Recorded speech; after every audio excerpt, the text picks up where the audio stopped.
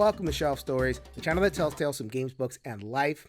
I am your host, Jason. Thank you so much for stopping by for this latest installment of my Crisis of Content Creation series, part 3. The tale is growing in the telling, folks. So 5 installments I am planning overall. What am I doing here in the series? Well, I'm a content creator, and I have a lot of experience. At this point, 7 years. I know there's plenty of had more, but 7 years is pretty good. Going to take all that experience and also look at stuff from a psychological perspective. I'm interested in the relationships. I'm a content creator. You got the audience. We got the publishers. How can we make sure we navigate those relationships in the best way to create that trust and that feeling of community? Part 1, I talked about trust and parasocial relationships and the relationships that we all make as creators and audience members, etc. I believe that is the foundation. That's where it's going to start. And ultimately, spoiler alert, that's where it's going to end. Part 2, get into some of the things that can make trust a little bit difficult. Bias. Creators do have relationships with publishers, and went through all the biases and talked about paid content and then all down the line. There's a whole bunch of other stuff there. Part 3 is where I'm going to start talking about a solution that folks want to put forward. What I call the independent critical reviewer. That is the person that can cut through all the bias. That person is independent of bias, conforming to ethical standards. And if we can spread that is the idea, then we might be able to come to a better, healthier, more trusting place. And I talk about what it is, what it thinks it's doing, how it sees the problem, and whether it is the answer to all of our ills. Spoiler alert, this is part 3 of 5, so I think there is some pieces missing, but I'll go through all that for you in this video. This is Shelf Stories. This is where I hope to enable conversations about above-the-table topics here in board gaming. Want it to be an open space where anyone of good faith can feel free to participate, exchange ideas, whether you agree or disagree, etc. I will never ever monetize the space. I do not want advertising to jam into a discussion. I want to keep it clear of all that and just make it about the interaction. So if you want to support, hit that subscribe button, like this video or any other videos that you enjoy, and most importantly, share the word out. Any of those things that you're able to do to help the channel, I greatly appreciate it. Thank you.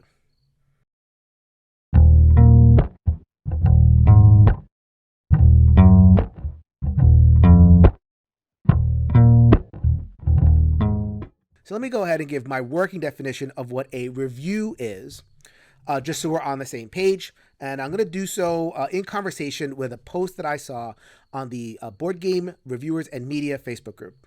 And so this is a prototype aspirational media code of ethics proposed by Mike Dunn from the Ethics in Tabletop Media Initiative. They don't have too much on their website, but they're small and they're trying to get things going. I have Mike's permission to interact with his ideas.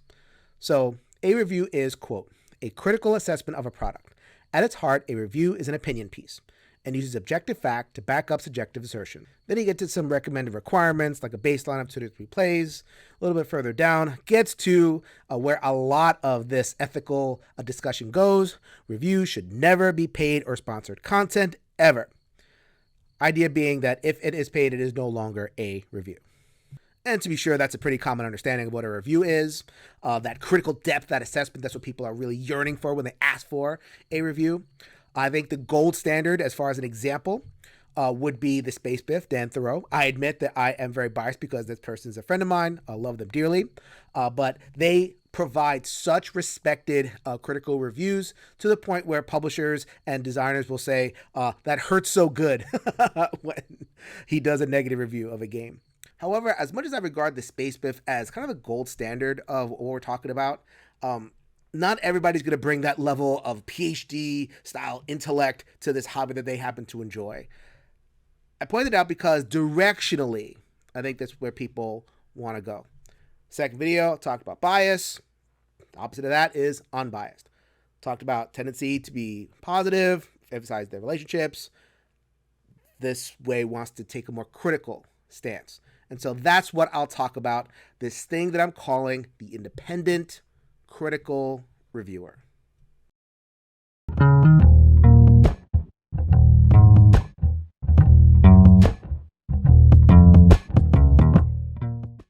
What is a reviewer? A reviewer is independent. They are independent of publishers, of bias, or if they are somewhat connected, that those connections are minimized, reduced to like, what is truly necessary in order to get the coverage out, the occasional review copy or, whatever it is. So, but in all intents and purposes, independent. And they prove their independence by being critical, willing to tell the hard truths and willing to, call a bad game and, criticize practices in the industry and all that kind of thing. And the criticism is where people link up and say, okay, I can trust this. That's the center of trust. So the whole video series is about trust. And so that critical piece is where people find trust. And I'll say more about that as I go on. So in order to understand that project, I think we need to put it in the broader context of the development of journalism. So many times when people talk about this, what do we do with the content creators? There will always be comments that say, well, they need to adhere to journalistic standards. And what's going wrong is that people aren't adhering to journalistic standards. So what is journalism? What's going on there? So it happened in the era of the printing press when modern journalism was born. And what happened with the printing press? We had very hierarchical societies in the 1400s, 1500s. And as people got words and they could read by themselves, they began to challenge power. No accident. Very soon after the printing became popular, we had the Protestant Reformation, which challenged the power of the Catholic Church. And then we have revolutions all over the place. Kingdoms falling and nation states, democratic nation states rising. And the journalist became known as the Fourth Estate. That's in the French conception. But for the most part, that means that they were there as champions of the people, challenging the powerful, holding the powerful to account. At the heart of the journalistic endeavor is an adversarial relationship to power. And it's something we never discuss. And that's why I want to bring that out. I think when we talk about journalism, we talk about reviewers that, okay, they're truth tellers, right? There's an edge to it. And the edge is that adversarial relationship to power. What's the conflict over there? Well, we are in a capitalist system. Capitalism also rose, parallel to this time. And so what is the adversarial relationship there? It is us as consumers versus the publishers. That is the adversarial relationship we're talking about here. We have money, this limited resource that we have to figure out what the best ways to spend our money. We want to spend it on this, but I want to get the best value for this because I don't have much of this. Or chances are, if you're listening to this, you don't have much of this. Not enough to buy everything that you want to buy. Publishers want that limited resource. Their entire livelihoods depend on getting as much of that limited resource as they can get their hands on. So in this economic system, this capitalist system, we are in a struggle.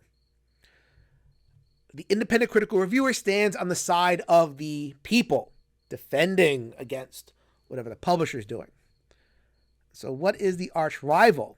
How do we truly understand what the independent critical reviewer is doing?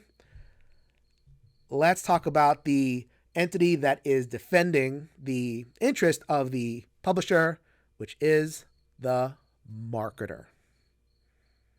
And the marketer represents a whole bunch of different strategies. The hype man that I spoke about earlier is one of them. But the marketer represents a cluster of strategies employed by publishers to solve a big problem that a publisher has. So the big problem being natural human psychology. Humans generally don't like to be sold stuff. It touches upon a very, very old wiring system we have. We're talking millions of years old if we look at the evolutionary timeline, our loss aversion. Most of just primate history, we look at it from an evolutionary perspective, which is how our brains developed. There wasn't plenty. It was a lot of scarcity. So losing stuff meant death. So it's like, don't lose stuff. That triggers our fear instinct. And so translate that into civilization, monetary exchange, and now we are in this capitalist phase. Limited resources. We don't like to lose it. Whenever we feel like there's an exchange potential where we're not going to get what we give, wall goes up, avoid, run away, reject, all the stuff. So the publisher has to overcome all that. And that's what the marketer's role is. And fast forward to our capitalist system, marketing has become super sophisticated and ubiquitous. It's all over the place. And I can't speak for my European brothers and sisters or anyone else around the world who's watching this, but here in America, we get advertising all of the time. It is everywhere, people, like a dragon breathing fire. Hype, advertising, rah, rah, like a dungeon dragon. And when I say advertising is everywhere, I mean it. The average American watches somewhere between 4,000 and 10,000 ads per day, depending on how often they're on social media. That is so much. Kids are exposed to somewhere around 500 different brands on a given day. And that's when they go to school. They're exposed to all these brands because the marketing has penetrated our schools. That's kind of our model here, unfortunately. Advertising, hype. This thing. And the nature of advertising is, okay, your life is not great now. Buy my product so that your life can be better. So all these messaging, this is what you need. This is what you need. This is what you need to be happy. It's overwhelming, right? So that's part of marketing. That kind of saturation of the environment, which puts consumers on a back foot already. And then there is the reality that the best quote unquote marketing, the best way to get people to take down their defense mechanism and be open to exchange is when someone who seems independent and trustworthy says, okay, that's a cool thing to buy. And so marketers know this and find all sorts of different ways to make their stuff not seem like marketing. We call that stealth marketing. There's other different strategies involved in that, but that's a big one. And that is can be devastating to people. And we're subject to that all the time too. So you go Google search, Amazon search. You barely even notice that, the first couple of hits are always going to be sponsored. That's stealth marketing. That's designed to kind of bypass our wariness for this stuff. And it's like, okay, our instinctually, we're going to press the first link. Oh, wait a minute, I just pressed an ad. Oops. So in this context, right, of just the wall of advertising, it's almost like I think of it like a big sound wall, and the strategies to kind of bypass our instincts. And in board gaming, I think a lot of that comes out in, we log on our social medias, you log on your Facebook groups or BGG, whoop, ad, and it's all there. And Kickstarters, God forbid you're on that platform. There's advertising all over the place there. What is the poor consumer to do? And so that is where the independent critical reviewer is so valued and so treasured. They represent kind of a paladin that stands in the way of all that marketing and yells, "No marketing!"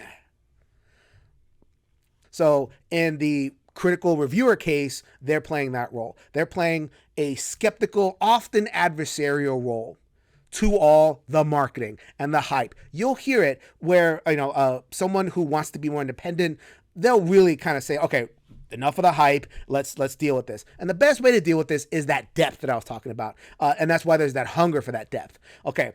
Really analyze the game. Tell me the why and give me your perspective, give me your expertise, et cetera, et cetera. So, all of that feels reassuring. A bit of respite from a long journey through hype. I remember, and I could give 100 examples of this, but this one stuck out. This was a couple years ago. Dune Imperium had just come out. So, that game got a lot of hype. Oh my God, this is mind blowing, and Dune, And I got Dune over there. I got a review copy of Dune. And it's a fun game. It's great. But the hype around it was intense. Michael Kelly from the One Stop Co-op Shop, we reviewed it on the channel. And taking a look specifically at the solo mode, because that's what we do. And he said, okay, this is okay. Here's some good parts. Here's some not so good parts. Didn't like the deck building, etc. The comments on that particular post, unbelievable. People were like, "Oh, thank goodness!" Like Mike was offering manna from heaven, water to a thirsty person. Someone finally is giving me the honest answer, and that explains this kind of counterintuitive thing where negativity is reassuring. I think people sometimes read that desire for negativity is like, okay, why are you trying to be negative? But I think it comes from this deeper sense of needing a check on all that advertising and hype and marketing. So that, to me, is the role that the independent reviewer plays, and this is why some find it so important to get that, the analysis and the depth and the independence, no unbiased, etc.